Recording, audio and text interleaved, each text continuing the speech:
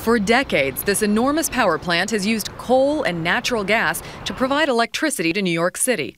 But now, under the waters of the East River just yards away, a new technology is taking aim at the giant, armed with metal wings. We sort of laughingly refer to as our Kitty Hawk.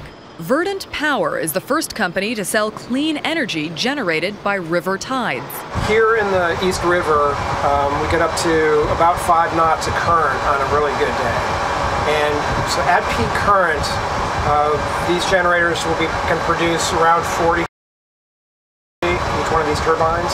That's enough to power about 30 houses a year. These windmill-like structures churn underwater with the river's current, pumping electricity through cables that connect to an energy grid on shore. For now, the turbines power the lights in this parking garage and this supermarket on Roosevelt Island. I wish I can get in my house. We have to pay so much money for gas and electricity.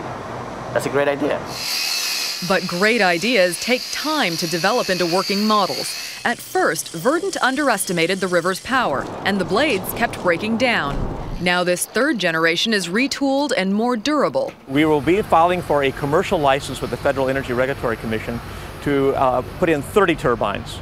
Now the field has a potential for 300. There's where the MTA, the New York City MTA, has already expressed interest in buying that power. By the end of the year, Verdant plans its biggest project yet. It'll power this entire subway stop. The lights, the escalators, using just turbine power.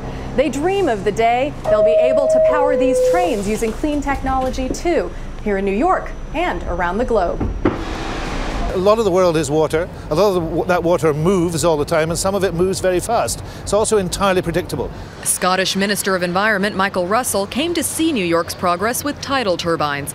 Scotland uses a different method to capture energy from waves, and its abundant coastline powers entire communities. It's wonderful to see it in the center of one of the great cities of the world.